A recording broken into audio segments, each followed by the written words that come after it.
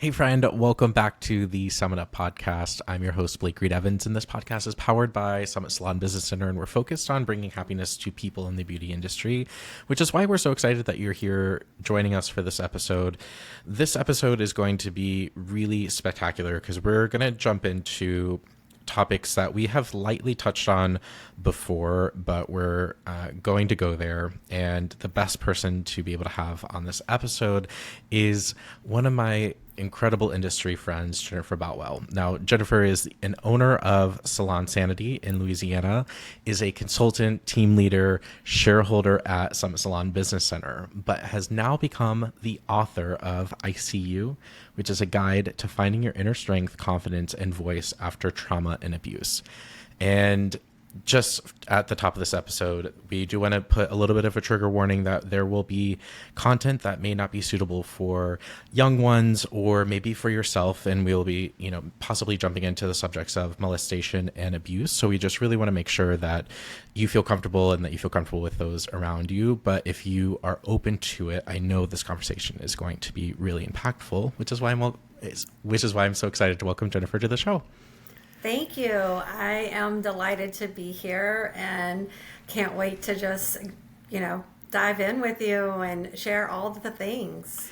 Yeah, I just wanted to get right into it. What made you want to write a book, but not only a book, but also it's almost like a guide as well. So what made you want to go there? Well, for me, the writing part of it was a healing thing. And 3 years ago on the 29th, I lost my baby sister. And that really put things in perspective for me. And it was laid on my heart that I needed to start writing and I needed to start helping people that had experienced some of the same things that I had. And so in the process of writing, I started really healing.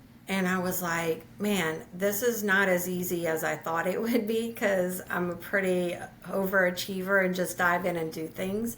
And I was like, if you had a guide that could kind of walk you through the process, how helpful would that be? Because my guide came from reading probably 100 books and many years of therapy.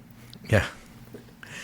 I know what it's like when you're an overachiever and you're in therapy. You're like, I want to win at therapy, and there's no winning. It's just. I'm like, are we done yet? Did I get to the finish line? Yeah. Did I get an A+? Do I get the credit? Well, I love that you're funneling a lot of ideas from different books and obviously therapy into a guide, so it can be straightforward for people. Because I love the length of it. I think it's so digestible and it's so easy to refer back to. So I think that part of it is really interesting.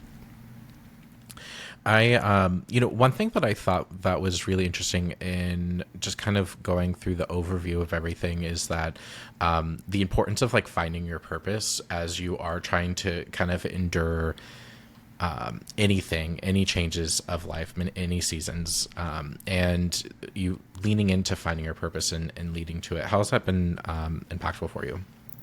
Oh, that's really the start of this. I, as a coach and facilitator, we teach, go back to your why. Why did you get started in the industry? What is your purpose?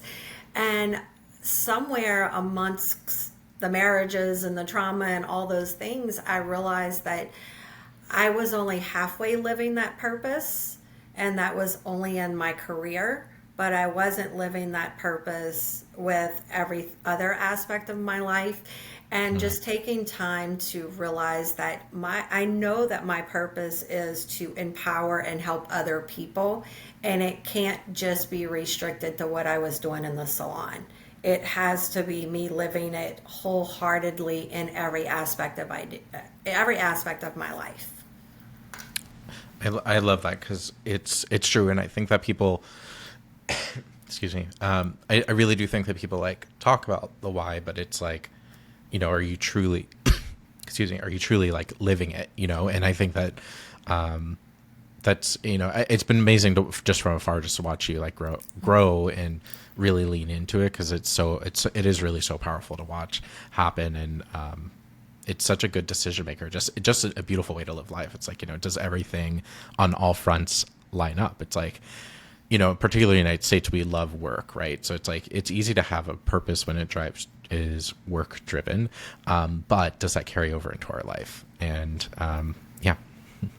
Yeah, I mean, I think just knowing that my purpose is to empower and serve others, but it's also about serving myself and being very well aware of if this is not in alignment with, my core values and my purpose, then it's probably a no. I listened to a podcast this morning and they were talking about if it's not a hell yeah, then it's a hell no, real quick. And that's kind of how I've been living my life the last couple of years. If it doesn't bring me joy, then it's a no.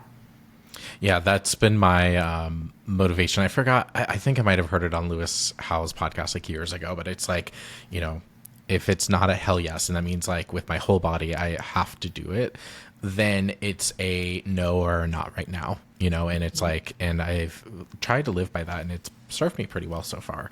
But I love that idea of just like being able to just be purpose driven, and also making sure it carries over into your life. Cause I think that, and I said it already, in the States, we're really good at being purpose-driven when it comes to work. I think a lot of people, at least in our space, in the leadership space and salons, like we do such a good job at that part of it, of like that, but does everything else fall into alignment? And, only the individual listening can answer that for themselves. That's it. And it's a hard question, and it can be very hard to look in the mirror and realize that the work-driven part of everything that we do is part of us getting validation. And that's a whole nother podcast in itself.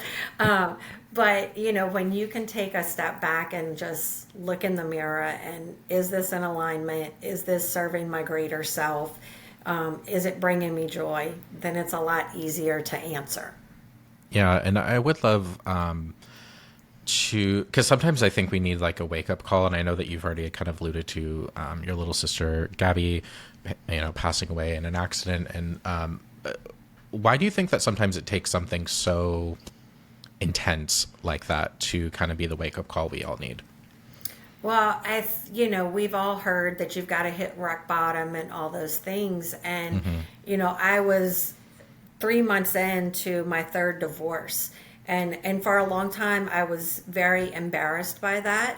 And it was a very hard thing for me to say. And so 3 months into living that and trying to just navigate through the mental, verbal abuse, serve my kids, help them heal. Gabby is killed in a car wreck. And it was like, whoa. Like, take a moment, breathe, pause. And I think sometimes those things have to happen to make us stop and pause, because I was so into living my best life and doing all the trips and doing the parties and, getting all the accolades from work and doing all these things that it was preventing me from addressing the things that I was not doing. And it takes sometimes the universe intervening and saying like, hold up, you're not being your best self and you're not in alignment with who you really are supposed to be. And Gabby's death paused me completely, and it made me take that breath, and it made me evaluate friendships. It made me evaluate work and work-life balance. And, was I being the best mom? Was I showing up for my kids? Was I showing up for myself? From that, my other sister and I, who we had only seen each other one time in like 5 years, we're now completely inseparable. We talk multiple times a day. And little did I know that Gabby had pushed her to come back into my life right before, like 3 weeks before her death. Oh, I just got chills. Yeah, right. Yeah. And so, it takes that for us to see that there's more to life than work. Mm. And so, as you're because Grief is a hell of a thing, and Oh, and the way that individuals experience it is so unique to them, and how people respond and all of that. On the flip side, like maybe not those experiencing grief, but like if you know that someone's in your life experiencing grief, like how do you recommend someone to approach it? Because I think this would be good advice, not only just for humans to hear, but most of our audience is salon owners, and yeah. I've seen salon owners really handle people going through a really bad time very poorly. And I've seen some good examples too, but I think I would love to hear kind of what your response is. It's like, how do you handle an individual in your life that's experiencing grief? Well, I definitely think it's trial and error.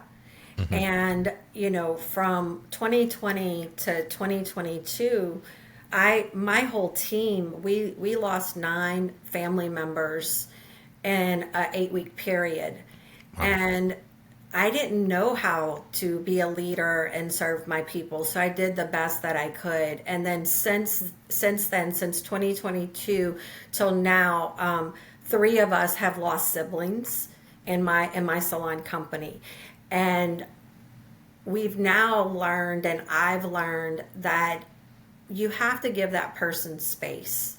And when I say space, I let them, if they want to cry, let them cry. If they want to be angry, let them be angry, because we all have to go through the emotions. We can't fix it, right? And all of us are going to process it and deal with grief, whether it's a loss of a loved one, a relationship, or whatever that may be. We're gonna process differently, and because you think I should process it this way or that way doesn't mean that that's right for me. Mm-hmm. And as an owner and a leader, meeting your people, allowing them the space to talk. One of the things I think that people are scared to say Gabby's name, and people are very awkward. I think when you lose somebody, it's like, oh, do I ask how they're doing? Do I do this? Do I do that? At the end of the day, we're still human beings, and we want that connection. And just asking somebody, like, how are you doing today? Is there anything I can do to serve you? That's going to go a long way. It's just about being kind. There's nothing can change, nothing you can say can bring that person back, but sometimes it's a hug, sometimes it's just a touch on the shoulder, sometimes it's just like getting that person to talk about the individual. So yeah, grief is a loaded one for sure. I love that you bring it up too, because I think it about speaking the name, because I think that in my experience, I think just even saying the name can be a beautiful way of keeping the person around and like the energy. And and I think that I think that that's really great advice, is not being afraid to approach it. The other thing, just from my perspective, is so many people project like their own grief and traumas like onto others. And like and like that, I think we all need to take pause of like, is my reaction to this like me being triggered in some sort of way, and now I'm trying to like force the process onto other people, because I've definitely have been on the receiving end of that, as well as watched it happen in front of me, where I'm like, that's your shit. Hold on, don't add more to this person's plate. Well, and that's, I think sometimes people will do that because a lot of people are in the pattern of being the victim. And, getting that little dopamine boost or attention for that can not always be healthy. And so just knowing that just because you've experienced it and somebody else is going through it, you don't have to share your full experience. It's just letting that person know, like, I see you, I hear you, I feel you, I've been there, like whatever you need. You don't have to dive into what all you've done and gone through. But let them know that, like, hey, I feel you. I know, I understand. I know it. Thank you for that, because I think that is great advice. I, as I was going through this, I was, I think you touched on so many experiences that people can relate to. You've jumped in from sexual abuse to divorce to being in an abusive relationship. And I just want to thank you, first of all, of just like being willing to go out there, because I think that talking about the subject can be so taboo. But I know the more we talk about it, the more we can learn from it, avoid it, or just heal, for those who have been through it. So I just wanted to take a moment to thank you for going there, because so many individuals are not willing to, because it's so shameful. Yeah, thank you. Yeah. Well, the shameful part of it is something that society has put on us, and none of us need to be shameful for that. If anything, we need to hold our head high, shoulders back, and be like, you know what? Bitch, it happened, but I'm still here, and it ain't stopping me, Yeah. Well, and I in your book, you wrote something that was like, it really resonated with me, because this is my sentiment, is that like, although I wouldn't have wanted these things to happen, it made me the person who I am, and that resilience and all of that. And I thought that was, that's not a direct quote, but it's just that sentiment of like, it happened, and like, it's made me who I am. And like, I wouldn't want to go through it, but like I did, and it too, it's, formed me. And I share that same sentiment on stuff that I've been through, like, and I really resonated with that line particularly. Oh, thank you. More and more people, like, I don't wish it upon anyone, but I know I wouldn't have the empathy and the compassion that I have today had I not experienced it. And since I've written the book, it's, more and more people are coming out. And when you look at the statistics of someone that has experienced molestation, there is not a moment that you're not standing in the room with 5 or 6 people that at least half of those people in that room have experienced some form of molestation, sexual trauma, and it does not matter if they are male or female. Yeah. And until we start talking about this, and until we start saying this is unacceptable, we need to, there's a lot of mental health that needs to go into this. There's a lot of legal stuff, like you name it, it needs to happen. But as long as we're pushing it under the rug, it's not going to go away, and it's sad. But, even in my own family, we're 5 generations into what happened to me. And so for me, I'm like, it stops with me. And it's not going to happen to, I'm going to do everything I need to protect my children, and I'm going to have my voice, and I'm going to say what needs to be said. And the only reason that I believe that's what's come out of this is so I am a pretty vocal person, and I no longer carry that shame. I carried it for 30 years. And I'm mature enough and on the other side now that for someone that hasn't gotten there yet, like, I can be their voice. I can be the shoulder to lean on. And I know that's what I'm supposed to be doing. Well, and thank you for saying that, because I think that it's the, it's like this, the molestation part of it and the abuse part of it, in my experience, is it's usually someone that or even someone in your own household. And that's not talked about enough. What people talk about enough is, children being taken advantage of by the Hollywood elite. And while I'm going to hold place for it, that it probably does happen, unfortunately.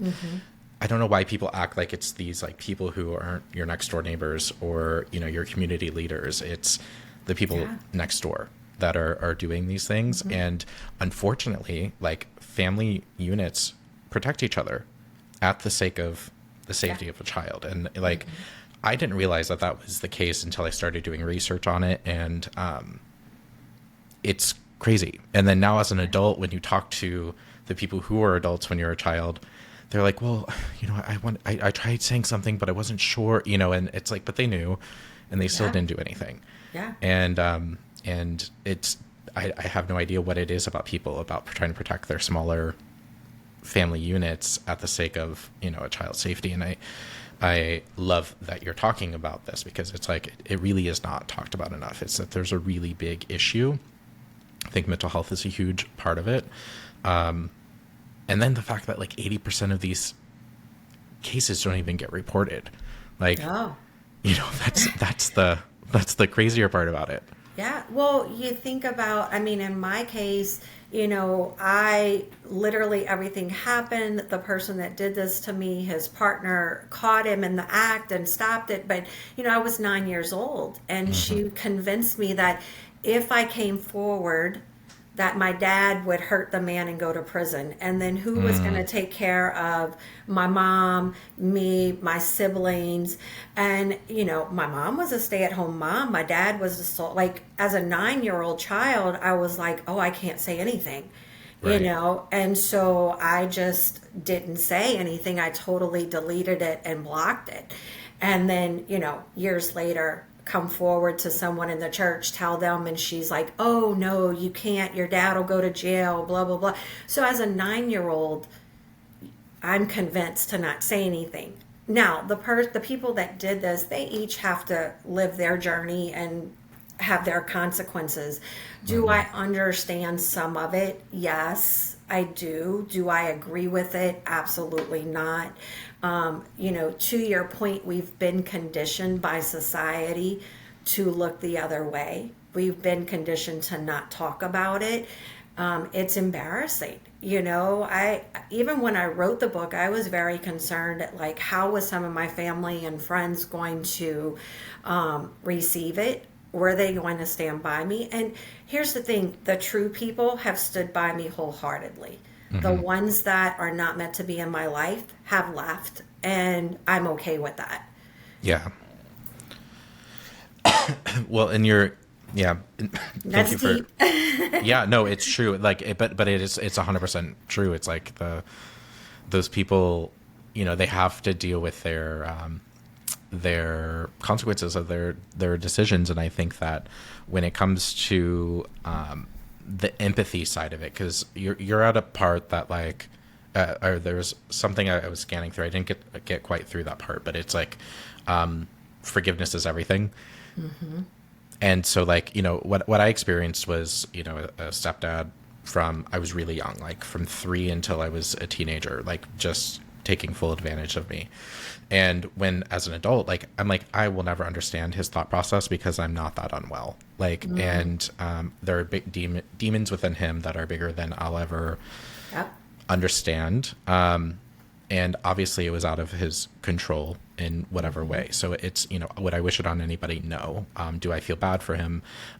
Maybe a little, but I'm fully released of it because it's not my journey. But I love that it stops with me because now I have a child, making sure she stays safe. She's pissed at me that she can't go to sleepovers, but I'll tell her why at some point, but right now, we're in the thick of it. So it's like, so I think that for that, I'm thankful because the older I got, the more I learned about the stuff that he went through, his brothers went through, stuff his brother did, like later on down the line that I learned, like, it's unfortunate. So they didn't break the cycle. The good news is that like me and, my cousins were able to, and like that's the good news.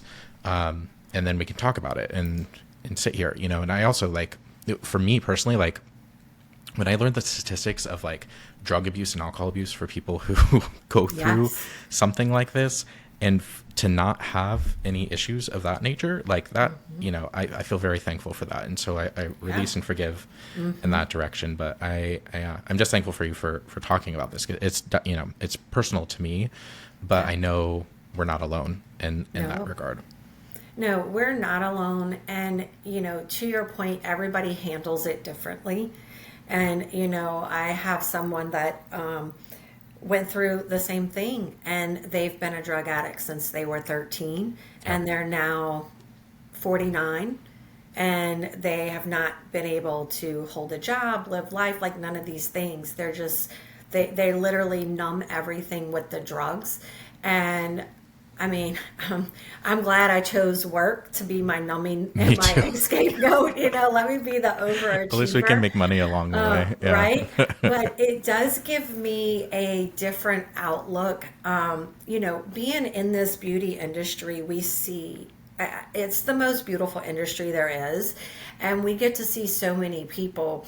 But I think what makes it so special is that we can see people that have experienced this and they are overcoming it.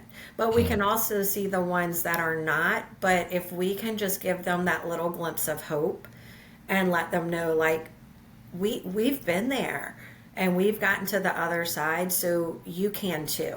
Yeah. And if you need the help, like, let us help you. Yeah, which is why I'm so glad you wrote this book, because you tackle so many things that, you know, individuals, whether they've gone through everything or some of the things, you can really go there. Because I would love for us to if possible, to jump on the subject of abusive relationships, really in regards to like mental and psychological abuse and dealing with narcissism, because I think that I really genuinely believe people who have never been around it don't understand what it's like to be around it. So can we, I guess first of all, is like, have you recognized a pattern in yourself that led yourself to these kind of relationships? Or was it just a one-off thing? You ended up with a bad person, you married someone who you didn't think that they were, or what, you know, like what was that? Oh no, it was definitely a pattern. And every time I thought I broke the pattern, I would end up back in that situation. Yeah. You know, I've been married, divorced 3 times, and the first one and the third one was really, really bad. The second one, we were young, stupid, naive, and just, you know, he's the father of my children, and we co-parent, we're friends. Like, I couldn't have asked for a better father for my children. But, you know, we still had our stuff just as much as, you know, any other couple. But with the first marriage and second marriage, there was a lot of verbal abuse, mental abuse. Didn't even realize it. The last marriage was really intense for me, and I didn't realize how engrossed I was in the pattern until after I got out. And for me, I think because I am an entrepreneur, owner, I was constantly making decisions in every aspect of my life, that I allowed someone else to make some decisions just so I didn't have to carry that weight any longer. You know, as a business owner, when you have 20 people or 30 people relying on you and you have to have all the answers, it feels good to just not have to decide certain things. But with that, it started out slow and then went, you know, even, you know, very all encompassing, I guess is the word. And you don't realize it's happening until you're in it. You know, I can remember coming home and there being no knobs on my stove, or one knob on the stove, because we weren't allowed to cook in the house because he didn't like the smell of food. Okay. Yeah. So, like, that's on a whole nother level, you know. I'm like, where's the knobs to the stuff? But it's little things of you're folding the towels wrong, or you can't walk through the house with your shoes on, or it's time to clean the house. Wait, did you move the mattress, the bedspread, the stove, the refrigerator, and vacuum behind everything every weekend? You know, oh wait, you're not doing that right. So, you know, when I started diving into NLP, neuro linguistic programming, that was when I realized I dove into relationships based on looking for validation and love, looking for some sort of security and freedom, not thinking I was worthy of anything more because of all the stuff that I had endured as a child. But the biggest thing, the connecting piece for me, was that the religion that I grew up in was so structured and so judgmental, and everything was very, very black and white, that going into a relationship like that, I didn't even notice that that's what I was doing. Like, I would get in a relationship and it was very judgmental, and it was, you do this, you do this, you do this way, that's wrong. Everything was right or wrong. There was no gray matter. So going through NLP allowed me to see what I was doing, the type of relationships, even I had like regular friendship relationships that were very narcissistic in that way, you know. I can remember having a friend be really like, I'm quitting. I'm not going to work with you anymore. And then the next day, well, I love you. I would never do that to you. Oh, I'm going to do blah, blah, blah. Oh, I'd never do that to you. And then they lead a walkout. Like, you know, it was part of my pattern for many, many years.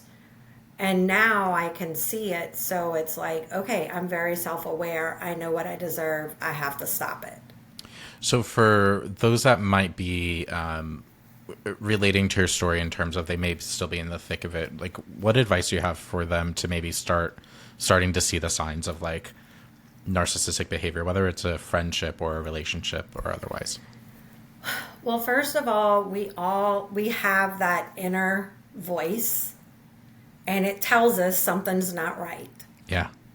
And we choose to ignore it. We choose to look the other way and turn that volume up and listen, because that is universe, God, spirit, whatever you want to believe.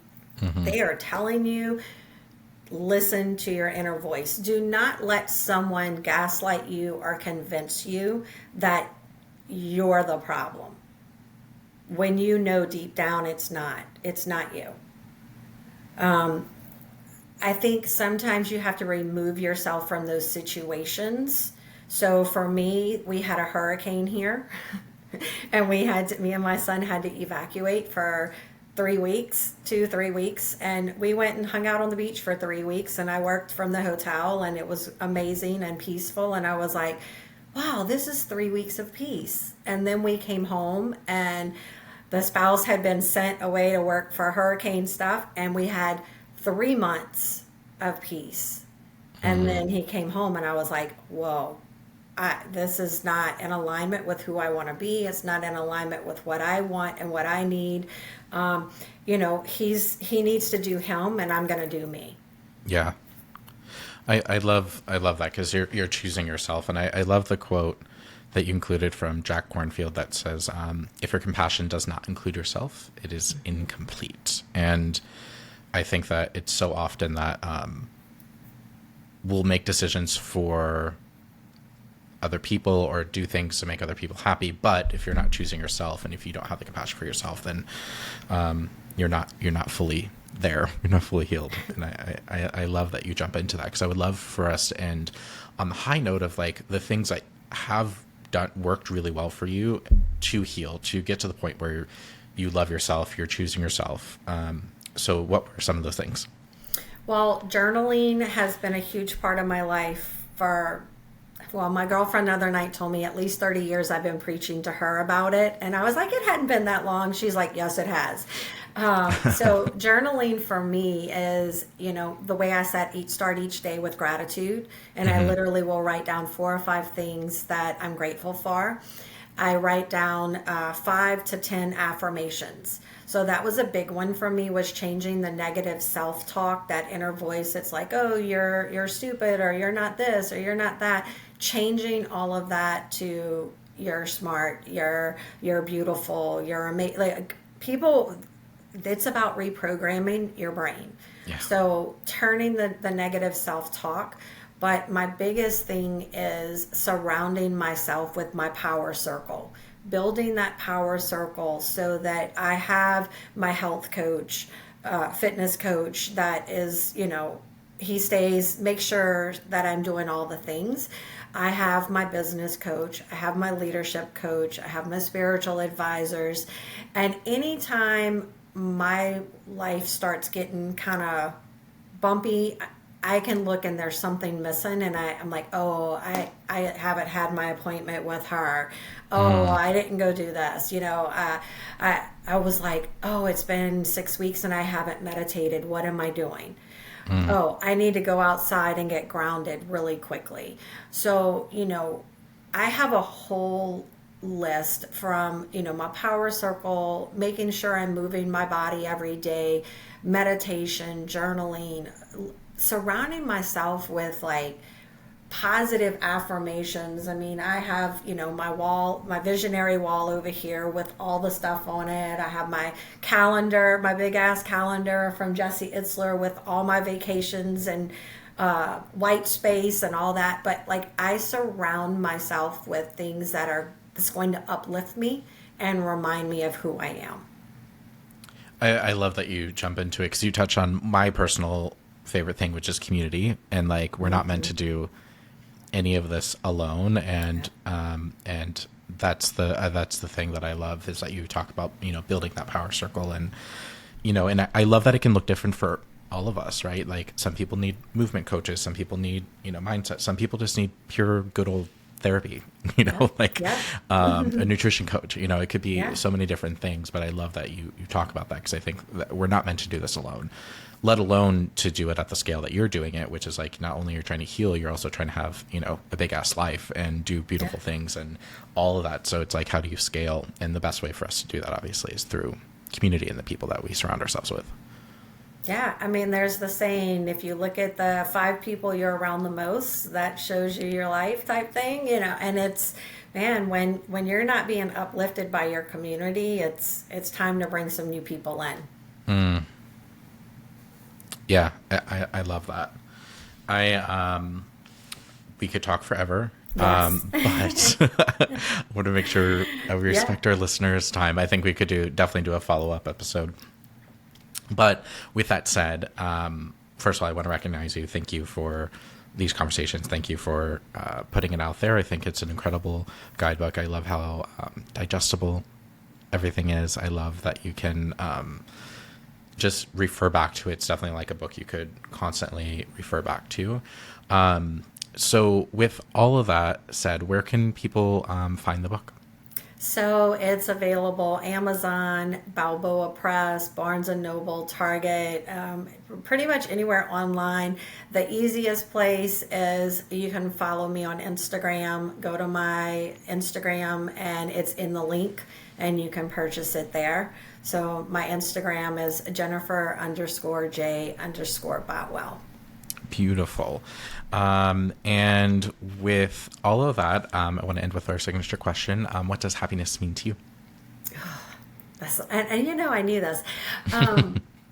For me, honestly, happiness is it's a state of being that's very peaceful. It's not about me having to do the trips, do all the stuff. That's all great. But it's really just having that state of peace and calmness, freedom to do all the things if I want, or freedom to just sit on my back porch by myself with the dog and just soak up the sunshine. I love that. Well, that is so beautiful. Thank you for everything. I encourage everyone to grab a copy of the book, and thank you, friend, for listening and being open to this conversation. And let us know, like, what are your thoughts? What are you learning? If this episode was helpful for you, please take a moment to share it with a friend, and we will talk to you next time. Awesome. Thank you so much.